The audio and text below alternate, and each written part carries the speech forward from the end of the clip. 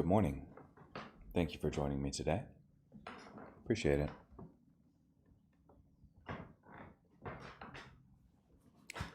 Today, we're going to be doing Genesis chapter 44, verse 1 through chapter 45, verse 28.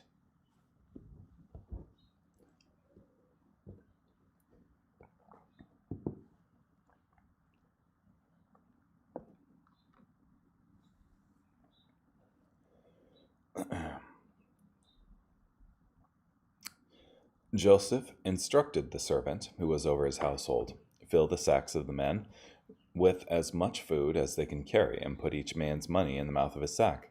Then put my cup, the silver cup, in the mouth of the youngest one's sack, along with the money for his grain. He did as Joseph instructed. When morning came, the men and their donkeys were sent off. They had not gone very far from the city when Joseph said to the servant who was over his household, pursue the men at once. When you overtake them, say to them, why have you repaid good with evil? Doesn't my master drink from this cup and use it for divination? You have done wrong. When the man overtook them, he spoke these words to them. They answered him, why does my lord say such things? Far be it from your servants to do such a thing. Look, the money that we found in the mouths of our sacks, we brought back to you from the land of Canaan. Why then would we steal silver or gold from your master's house? If one of us has it, he will die, and the rest of us will become my lord's slaves. He replied, you have suggested your own punishment. The one who has it will become my slave, but the rest of you will go free. So each man quickly lowered his sack to the ground and opened it. Then the man searched. He began with the oldest and finished with the youngest. The cup was found in Benjamin's sack. They all tore their clothes. Then each man loaded his donkey, and they returned to the city. So Judah and his brothers came back to Joseph's house. He was still there, and they threw themselves to the ground before him. Joseph said to them, what did you think you were doing? Don't you know that a man like me can find out things like this by divination? Judah replied, what can we say to my lord? What can we speak? How can we clear ourselves? God has exposed the sin of your servants. We are now my lord's slaves, we and the one in whose possession the cup was found. But Joseph said, far be it from me to do this. The man in whose hand the cup was found will become my slave, but the rest of you may go back to your father in peace. And then Judah approached him and said, my lord, please allow your servant to speak a word with you. Please do not get angry with your servant, for you are just like Pharaoh. My lord asked his servants, do you have a father or a brother? We said to my lord, we have an aged father, and there is a young boy who was born when our father was old. The boy's brother is dead. He is the only one of his mother's sons left, and his father loves him. Then you told your servants, bring him down to me so I can see him. We said to my lord, the boy cannot leave his father. If he leaves his father will die. But you said to your servants, if your youngest brother does not come down with you, you will not see my face again. When we returned to your servant my father, we told him the words of my lord. Then our father said, go back and buy us a little food. But we replied, we cannot go down there. If our youngest brother is with us, then we will go, for we won't be permitted to see the man's face if our youngest brother is not with us.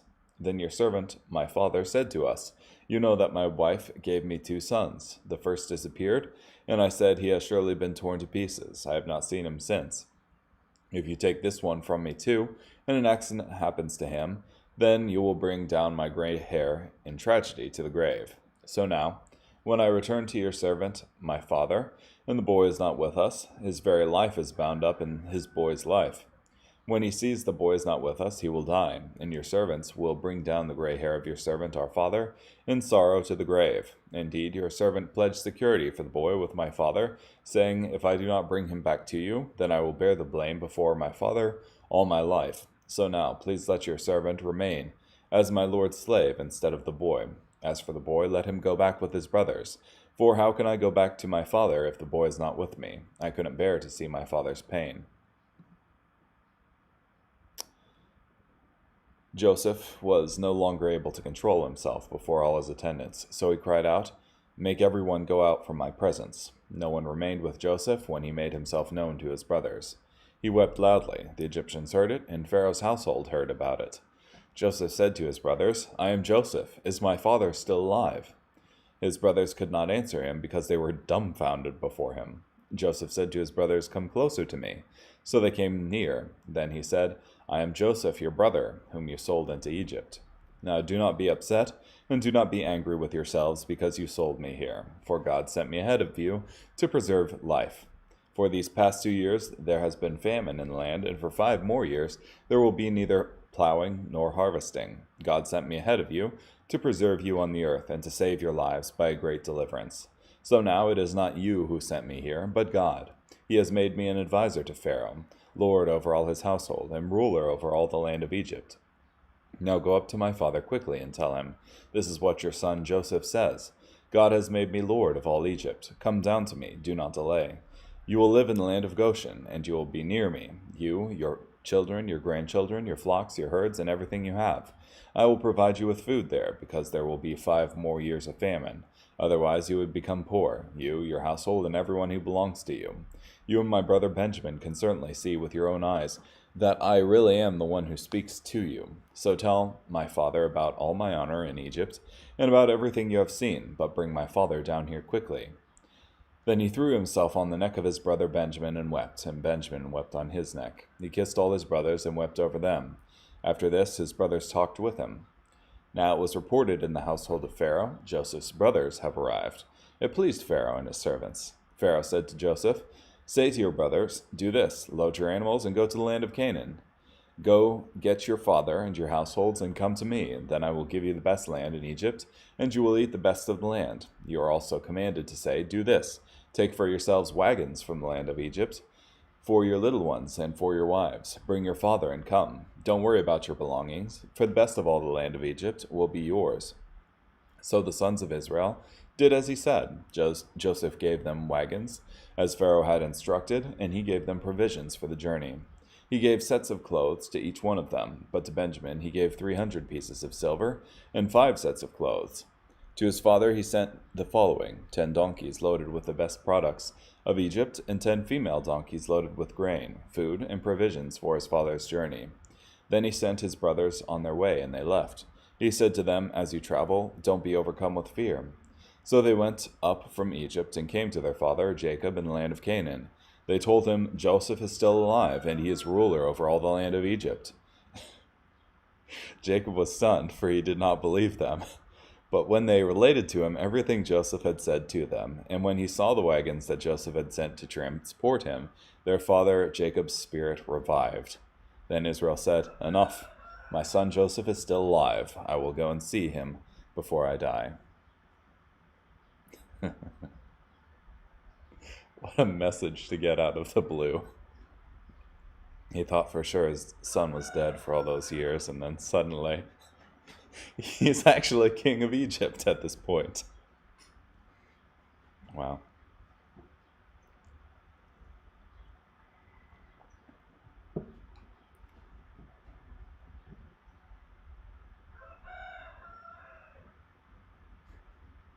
Time to wake up. Oh. Interesting, kind of the the different response, I think, between losing Joseph and losing Benjamin, from his brothers, that is, because all of his brothers, in contrast to their conspiring behavior to do away with Joseph, they basically all came to rescue Benjamin, and Judah himself offered himself up for the boy. So I think that definitely touched Joseph's heart. But yeah.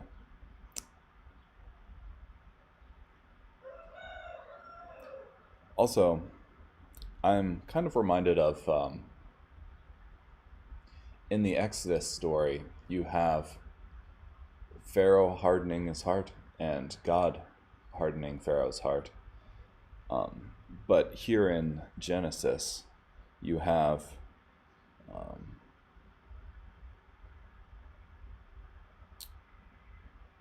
you sold me into Egypt in 45 verse 4, and God sent me here ahead of you to preserve life. So I think it's just interesting the positive aspect of that of the sovereignty of God to use evil things for good. So yeah.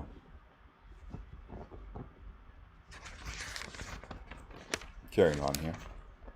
In Matthew chapter 14, verses 13 through 36.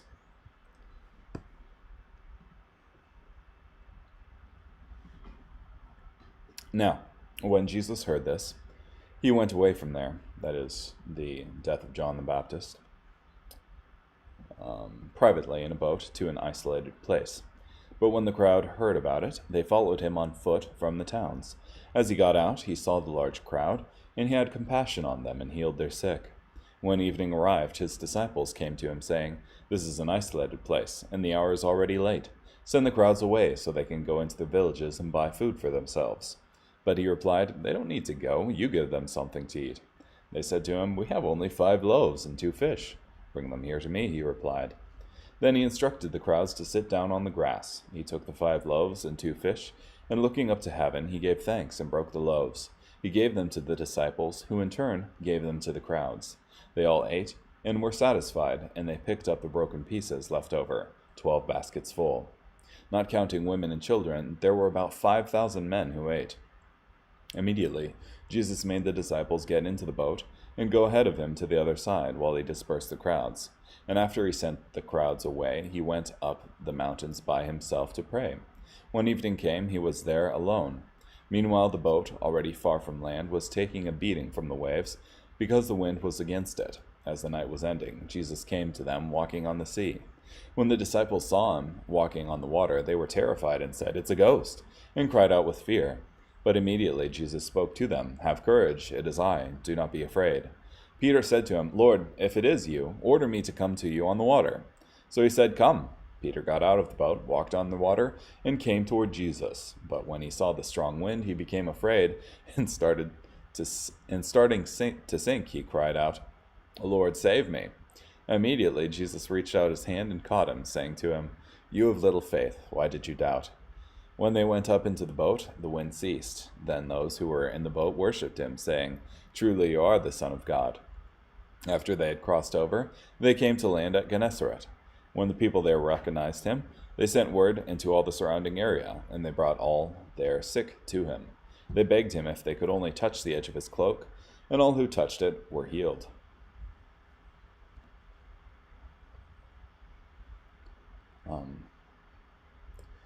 Just comparing, just what kind of stuck out in my mind reading this is the comparison with the Exodus story.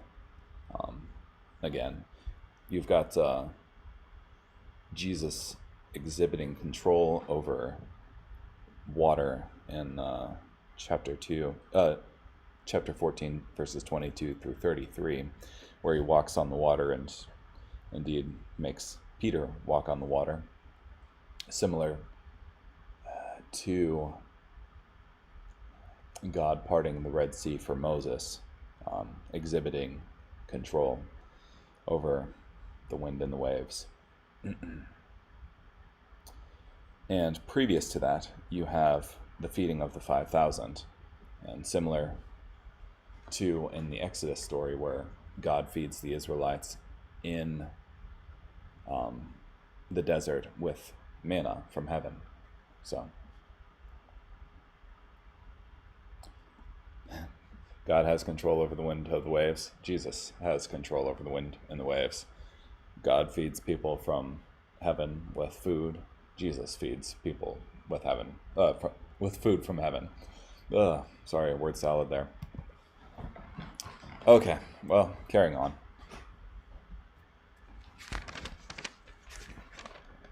Psalm chapter 18, verses 37 through 50. No. I'm just going to go to sleep here.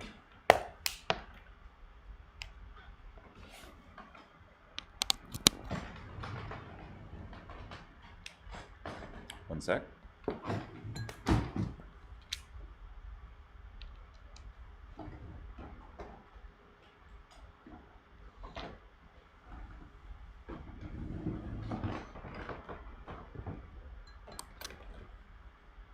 A shame. I thought I could get through it without having to charge it. Oh well. So, 37 through 50. I chase my enemies and catch them. I do not turn back until I wipe them out. I beat them to death. They fall at my feet. You give me strength for battle. You make my foes kneel before me. You make my enemies retreat. I destroy those who hate me. They cry out, but there is no one to help them. They cry out to the Lord, but he does not answer them.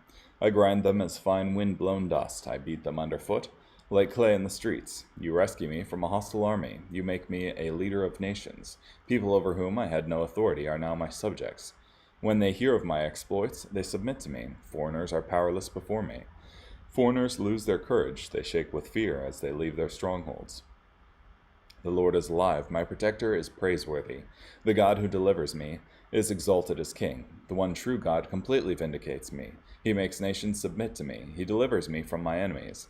You snatch me away from those who attack me. You rescue me from violent men. So I will give you thanks before the nations, O Lord. I will sing praises to you. He gives his chosen king magnificent victories. He is faithful to his chosen ruler, to David and his descendants forever. It's interesting how many parallels there are to Joseph's story in this.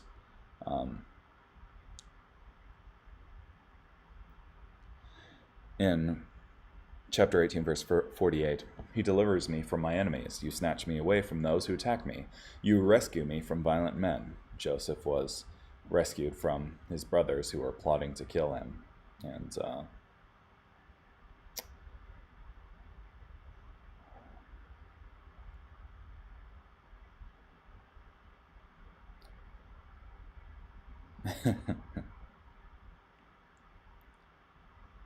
the one true God completely vindicates me. He makes nations submit to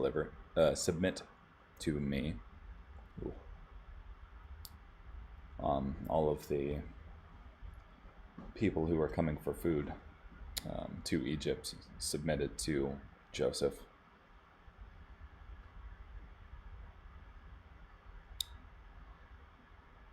You rescue me from a hostile army. You make me a leader of nations. People over whom I had no authority are now my subjects.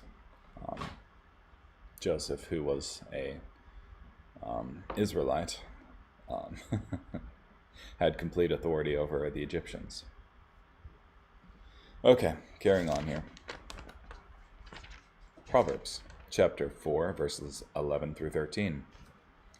I will guide you in the way of wisdom, and I will lead you in upright paths. When you walk, your steps will not be hampered, and when you run, you will not stumble. Hold on to instruction. Do not let it go. Protect it, because it is your life. Yep. Wisdom's good. Well, take care. Bye.